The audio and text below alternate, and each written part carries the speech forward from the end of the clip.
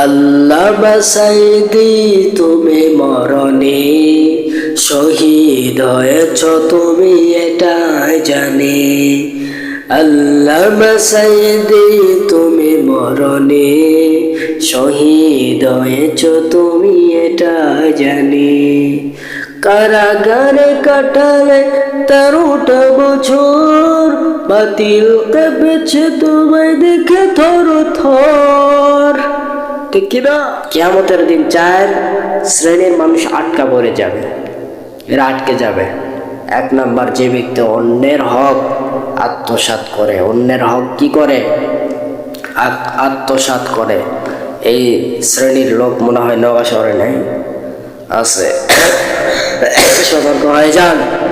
অন্যের হক কেন মেরে খাবেন? অন্যের হক কেন আত্মসাৎ করবেন? সাবধান হয়ে যান। নাম্বার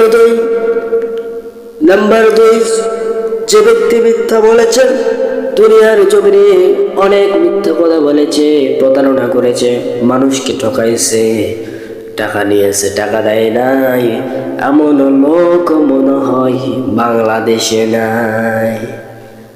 সারাক্ষণ শুধু মিথ্যা কথা বলে, মুনাফিকি লেবাস আছে না নাই?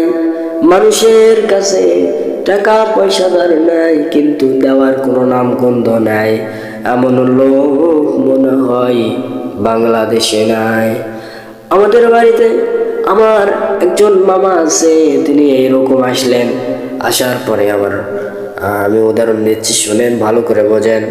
আমার মামা আসলেন, আসার পরে আমার আব্বাকে বলতেছে, ভাই সাহেব, আমার কিছু টাকা দরকার। আমি তো বুঝতেই পারছি টাকা নিতে আসছে। যদি টাকা দাও আব্বা, যদি তুমি টাকা দাও, টাকা যদি দাও তাহলে তোমার মূল্য থাকবে, টাকা যদি না দাও তোমার কোনো আর মূল্য নাই। চেনা টাকা দেওয়া শুরু করছেন, টাকা লাগবে এমন ভাবে আসছে, চোখে পারে নেই কিন্তু চোখে থুতো দিয়ে আসছে। আসার পরে আব্বাকে বলতেছে, ভাই সাহেব কিছু টাকা দরকার। আমার আব্বা টাকা দিয়েছে, দেওয়ার কোনো নাম আর গন্ধ নাই। বলতেছে, ছেলে বিদেশ আছে, বিদেশ থেকে পাঠালে আমি টাকা দিয়ে দিব। বাড়িঘর কমপ্লিট হয়ে গেলে বিদেশ থেকে টাকা যখন পাঠাবে, তখন আমি তোমার এই টাকা পরিশোধ করে দিব। কিন্তু বেটা বিদেশ তিনি টাকা পাঠাতে পাঠাতে তার বাড়িঘর কমপ্লিট হয়ে গেল, সাথ দিয়ে ফেললো। ছেলেটা বিদেশ থেকে আসলো, আসার পরে ছেলেটার বিয়ে পর্যন্ত হয়ে গেল, এখনো পর্যন্ত টাকা দেওয়ার কোনো নামগন্ধ নাই। এরকম মিথ্যাবাদী প্রতারক মনে হয় আমাদের এই বাংলাদেশে নাই। আছে কোন? আছে, বহু আছে। যারা টাকা নাই অন্যের হক আত্মসাৎ করে খায়, যারা টাকা নাই আবার টাকা দেয় না, ওয়াদা করলে ভঙ্গ করে, মিথ্যা কথা বলে, সারাক্ষণ মিথ্যা কথা বলে, মানুষকে ঠকায়। এই ধরনের লোক মনে হয় নওগাঁ শহরে নাই? হ্যাঁ, আছে, আছে কোন? আছে। এদেরকে সোজা করতে হবে। এরা কিয়ামতের দিন আটকে যাবে। এরা দুনিয়াতে ছাড়া পড়লো, কিয়ামতের দিন আটকা পড়ে যাবে। এরপর নাম্বার 3, যে ব্যক্তি খেয়ানত করেছে। নাম্বার 3 বোঝাচ্ছে, যে ব্যক্তি খেয়ানত করেছে, টাকা রাখছে একজনকে বিশ্বাস করে, কিন্তু ওই ব্যক্তি আমানতটা খেয়ানত করে ফেলছে। এমন লোক মনে হয় নওগাঁ শহরে নাই। এইরকম খেয়ানত করে এই ব্যক্তি এটা আমাদের দিন আটকা পড়ে যাবে। নাম্বার 4, যে ব্যক্তি অন্যের উপর জুলুম করেছে। আমাদের যে সাবেক ফ্যাসিস্ট ছিল, এই যে প্রধানমন্ত্রী ছিল সাবেক, শেখ হাসিনা, নাম আপনারা অবশ্যই জানেন। উনি এরকম নির্মম একজন সাধারণ আলেম, তিনি কোনো দোষ করে নাই, শুধু কোরআনের কথা বলে গিয়েছে। এটা তার গায়ে জ্বলছে, জ্বলার কারণে আয়না করে টাঙিয়ে রাখছে। এরকম আছে না নাই? সাধারণ মানুষ, একেবারে সাধারণ মানুষ, চলতে ফিরতে পারে এইরকম সাধারণ মানুষ, এই সাধারণ মানুষকে এই সাধারণ মানুষের উপর জুলুম করেছে, এরকম গরিব দুঃখীদের মালগুলো আত্মসাৎ করছে, এই গরিব দুঃখীদের সেবা করে নাই, কিন্তু প্রধানমন্ত্রী ছিল সাধারণ একজন আলেম, তাদের উপর নির্মমভাবে অন্যায় করেছে, তাদের উপর জুলুম করেছে। এই জুলুমকারী কিয়ামতের দিন আটকা পড়ে যাবে। আজকে নয় 24 সালে, আজকে নয় বাংলাদেশ থেকে তুমি বিদায় নিয়ে ইন্ডিয়াতে, লন্ডনে, যেখানে ইচ্ছা সেখানে ঘুরতে পারতেছো পলায়ন করে, কিন্তু কিয়ামতের দিন আটকা পড়ে যাবে। এটা মাথায় রাখো ফাসিস্ট স্বৈরাচার।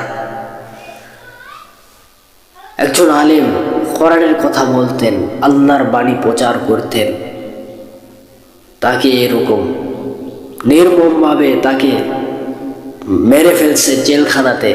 আপনারা জানেন আল্লামা দেলোয়ার হোসেন সাঈদী রাহিমাহুল্লাহ, তিনাকে এরকম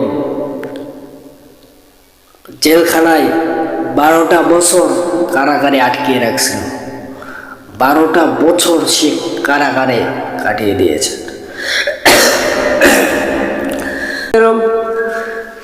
কিয়ামতের দিন 4 শ্রেণীর মানুষ আটকে যাবে, তারা এরকম আটকে যাবে কিয়ামতের দিন।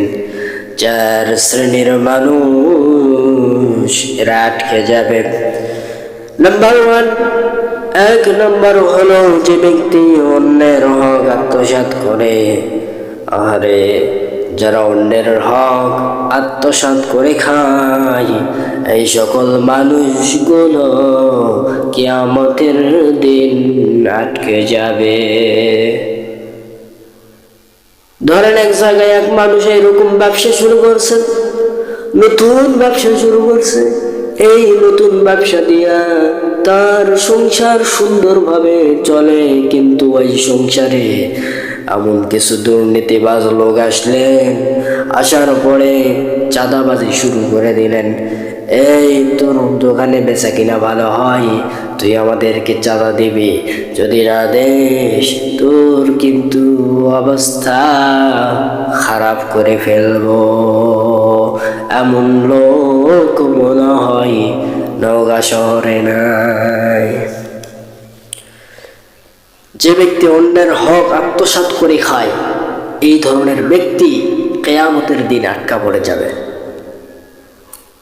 আপনার তো শক্তি আছে, আপনি চলতে ফিরতে পারবেন, আপনি নওগাঁ শহরে আপনি চলাফেরা করতে পারবেন, যে কোনো একটা কর্মে লেগে যেতে পারবেন।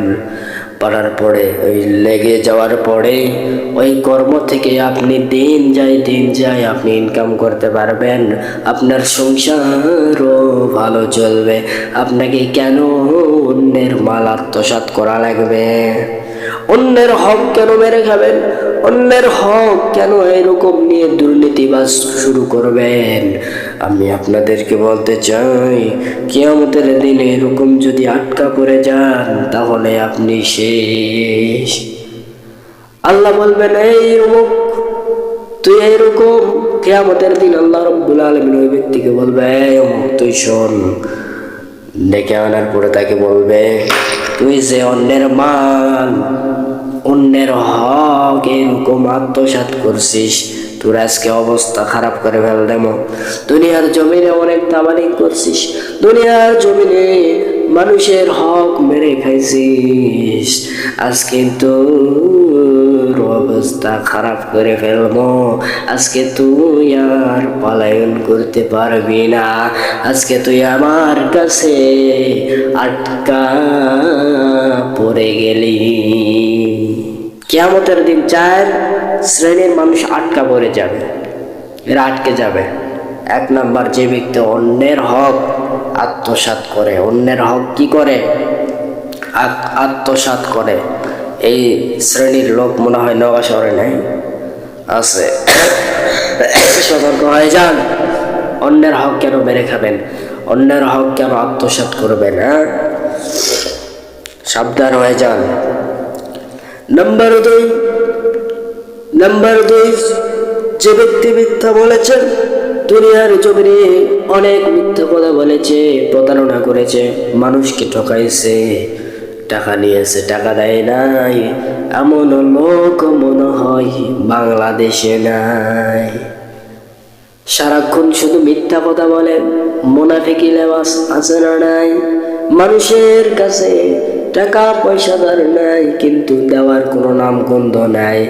এমন লোক মনে হয় বাংলাদেশে নাই। আমাদের বাড়িতে আমার একজন মামা আছে, তিনি এরকম আসলেন। আসার পরে আমি উদাহরণ দিচ্ছি, শুনেন, ভালো করে বোঝেন। আমার মামা আসলেন, আসার পরে আমার আব্বাকে বলতেছে, ভাই সাহেব, আমার কিছু টাকা দরকার। আমি তো বুঝতেই পারছি টাকা নিতে আসছে। যদি টাকা দাও আব্বা, যদি তুমি টাকা দাও, টাকা যদি দাও তাহলে তোমার মূল্য থাকবে, টাকা যদি না দাও তোমার কোনো আর মূল্য নাই। যেই না টাকা দেওয়া শুরু করছেন, টাকা লাগবে এমন ভাবে আসছে, চোখে পারে নেই কিন্তু চোখে থুতো দিয়ে আসছে। আসার পরে আব্বাকে বলতেছে, ভাই সাহেব কিছু টাকা দরকার। আমার আব্বা টাকা দিয়েছে, দেওয়ার কোনো নাম আর গন্ধ নাই। বলতেছে ছেলে বিদেশ আছে, বিদেশ থেকে পাঠালে আমি টাকা দিয়ে দিব। বাড়িঘর কমপ্লিট হয়ে গেলে বিদেশ থেকে টাকা যখন পাঠাবে তখন আমি তোমার এই টাকা পরিশোধ করে দিব। কিন্তু বেটা বিদেশ তিনি টাকা পাঠাতে পাঠাতে তার বাড়িঘর কমপ্লিট হয়ে গেল, সাথ দিয়ে ফেললো। ছেলেটা বিদেশ থেকে আসলো, আসার পরে ছেলেটার বিয়ে পর্যন্ত হয়ে গেল, এখনো পর্যন্ত টাকা দেওয়ার কোনো নামগন্ধ নাই। এরকম মিথ্যাবাদী প্রতারক মনে হয় আমাদের এই বাংলাদেশে নাই। আছে কন? আছে, বহু আছে। যারা টাকা নাই অন্যের হক আত্মসাৎ করে খায়, যারা টাকা নাই আবার টাকা দেয় না, ওয়াদা করলে ভঙ্গ করে, মিথ্যা কথা বলে, সারাক্ষণ মিথ্যা কথা বলে, মানুষকে ঠকায়। এই ধরনের লোক মনে হয় ঢাকা শহরে নাই? হ্যাঁ, আছে, আছে কোন আছে। এদেরকে সোজা করতে হবে, এরা কিয়ামতের দিন আটকে যাবে। এরা দুনিয়াতে সারা পড়লো, কিয়ামতের দিন আটকা পড়ে যাবে। এরপর নাম্বার 3, যে ব্যক্তি খেয়ানত করেছে। নাম্বার 3 বোঝাচ্ছে যে ব্যক্তি খেয়ানত করেছে, টাকা রাখছে একজনকে বিশ্বাস করে, কিন্তু ওই ব্যক্তি আমানতটা খেয়ানত করে ফেলছে। এমন লোক মনে হয় নওগাঁ শহরে নাই। এইরকম খেয়ানত করে এই ব্যক্তি, এটা আমাদের দিন আটকা পড়ে যাবে। নাম্বার 4, যে ব্যক্তি অন্যের উপর জুলুম করেছে। আমাদের যে সাবেক ফ্যাসিস্ট ছিল, এই যে প্রধানমন্ত্রী ছিল সাবেক শেখ হাসিনা, নাম আপনারা অবশ্যই জানেন। উনি এরকম নির্মম একজন সাধারণ আলেম, তিনি কোনো দোষ করে নাই, শুধু কোরআনের কথা বলে গিয়েছে। এটা তার গায়ে জ্বলছে, জ্বলার কারণে আয়না করে টাঙিয়ে রাখছে। এরকম আছে না নাই? সাধারণ মানুষ, একেবারে সাধারণ মানুষ চলতে ফিরতে পারে, এইরকম সাধারণ মানুষ, এই সাধারণ মানুষকে, এই সাধারণ মানুষের উপর জুলুম করেছে। এরকম গরিব দুঃখীদের মালগুলো আত্মসাৎ করছে। এই গরিব দুঃখীদের সেবা করে নাই, কিন্তু প্রধানমন্ত্রী ছিল, সাধারণ একজন আলেম, তাদের উপর নির্মমভাবে অন্যায় করেছে, তাদের উপর জুলুম করেছে। এই জুলুমকারী কিয়ামতের দিন আটকা পড়ে যাবে। আজকে নয় 24 সালে, আজকে নয় বাংলাদেশ থেকে তুমি বিদায় নিয়ে ইন্ডিয়াতে, লন্ডনে, যেখানে ইচ্ছা সেখানে ঘুরতে পারতেছো পলায়ন করে, কিন্তু কিয়ামতের দিন আটকা পড়ে যাবে। এটা মাথায় রাখো ফ্যাসিস্ট, স্বৈরাচার। একজন আলেম কোরআনের কথা বলতেন, আল্লাহর বাণী প্রচার করতেন, তাকে এরকম নির্মমভাবে তাকে মেরে ফেলছে জেলখানাতে। আপনারা জানেন আল্লামা দেলোয়ার হোসেন সাঈদী রাহিমাহুল্লাহ, তিনাকে এরকম জেলখানায় 12টা বছর কারাগারে আটকিয়ে রাখছিল। 12টা বছর সে কারাগারে কাটিয়ে দিয়েছে। আল্লামা সাঈদী তুমি মরণে শহীদ হয়েছ, তুমি এটা জানে। আল্লামা সাঈদী তুমি মরণে শহীদ হয়েছ, তুমি এটা জানে।